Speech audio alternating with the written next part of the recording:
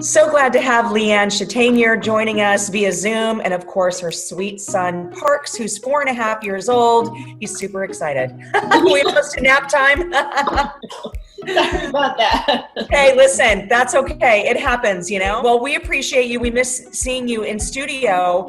And what I love about this quarantine is I've been able to really see your videos that you're doing, Leanne, in the kitchen. And what I think is so great, your recipes are so easy. They're so good. My entire Thanksgiving menu came from you. So thank you for that. I made all of those dishes that you brought on the show. But I also love cooking with my kids. And I think this is so great. Why did you decide to start doing this with Parks? Honestly, from the time he was a baby, I would literally prop him up in the kitchen when I was cooking. So he saw me from the beginning in the kitchen. So as soon as he got probably, old enough, 18 months old, probably I got this little stand that I put in the kitchen. It has rails all around it. So I would just have him do simple things, even just playing with the oatmeal or the flour, just to kind of get him interested in it. And from that point on, the older he's gotten, he's just wanted to help me more and more. And I give him more tasks now, like, now he has a kid's knife that he can chop.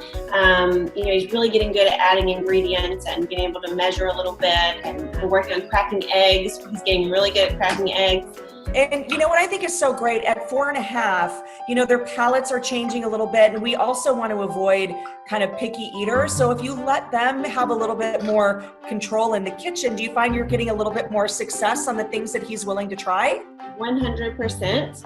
I find that most kids, if they help make whatever is for dinner or breakfast or lunch, whether it's vegetables or fruit or whatever it may be, they're way more likely to eat it because they help make it. So they touched the ingredients and they felt it, and it's not foreign, and they knew that the spinach was going to be in there, so they're much more likely to eat it. Well, and I've got to talk about, because Parks has his little kid knife, right? And I've got one for AJ too. So we've got that. You would recommend something like this if we're going to have our kids in the kitchen, right? Yes. I mean, it teaches great knife skills, but obviously safe knife skills, so they cannot cut themselves with these sorts of knives. But they really are so realistic that it shows them how to hold it, how to chop it, and you can really go over knife safety that way, and start those good habits early on.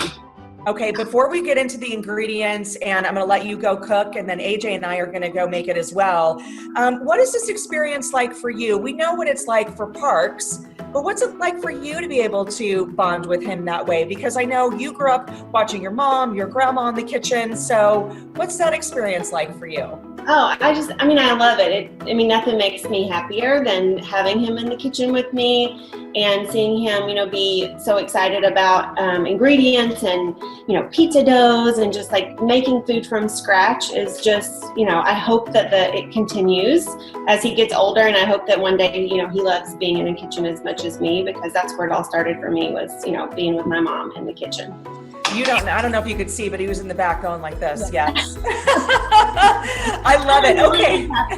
I know you have a really great, delicious recipe for us today, and you call it Green Monster. Yeah. Well, I actually think it's fun for kids. I find that when you give it a fun name, that's another way to get them to eat it. And this particular recipe is packed full of, it's got spinach in the pesto, and then we also put green peas on top. Okay, well, I'm going to let you take the lead. I'm going to watch you, and hopefully I'll have the skills in my kitchen like you and Parks do. I promise you all will be just fine. Today we are going to make my favorite green pesto, green monster mini pizzas, and I do these on English muffins, and they're super fun for kids to get involved in the kitchen. And I have my helper Parks here with me today, and first up we're going to make some homemade pesto. Now you can also buy store-bought pesto if you prefer, but we're going to make it real quick because it's super simple to make, and you might have the ingredients already at home, so let's get started on that.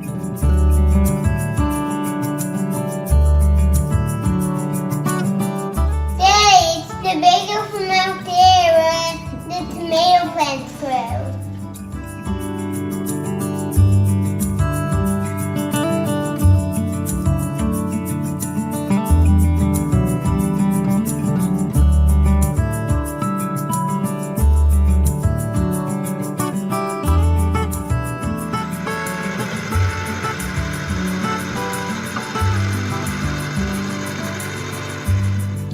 So so this is the consistency that you're wanting right here.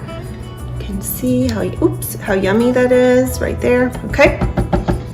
So we have some English muffins here that I've already cooked off for a couple minutes in the oven. That just kind of toast them enough where they can hold the sauce and they're not going to get soggy. The other thing I went ahead and did in advance is roast some tomatoes. So this is just sliced grape tomatoes into a 400-degree oven, olive oil, salt, and pepper until they get nice and dehydrated. And they get nice and sweet and caramelized that way. So now the first thing we're going to do is put the pesto on the pizza. So Parks, you want to help me do the pesto on the pizza? So here you can also add pepperonis if you wanted to. You could add bell pepper instead of tomatoes. So again, use what you have on hand. These are just frozen peas that are defrosted. So again, super easy, very pantry, freezer friendly. Oh, I like it. You just keep doing this little assembly line. If you have multiple kids, even better. Everybody can make their own. You could also use miniature naans here, or you could use tortillas if you don't have English muffins. Good job. Mine pizza. I like it. Aren't these fun to make? Mm-hmm.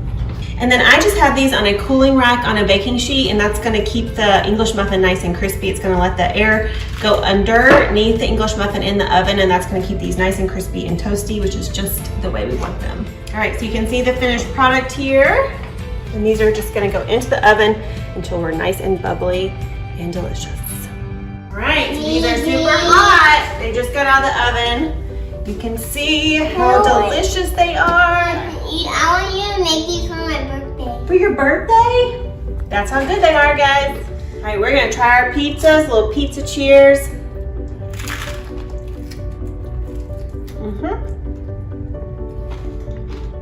What do you think?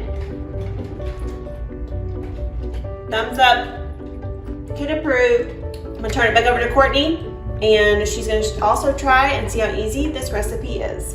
Goodbye. Bye. And with that, AJ and I have to give it a try. We begin by roasting the tomatoes. Next, we add pesto, mozzarella cheese, and the roasted tomatoes on the English muffins. Okay, our pizzas are ready. You ready to see them? What does it smell like? Delicious? No, it smells like paradise. It smells like paradise. Oh my god, that looks so good. Check it out. Oh my. That looks so good. Ah, perfect. Mmm. Delicious. Very good. You did a great job. Me? No, you did. No, you. You. You. Yeah. Delicious.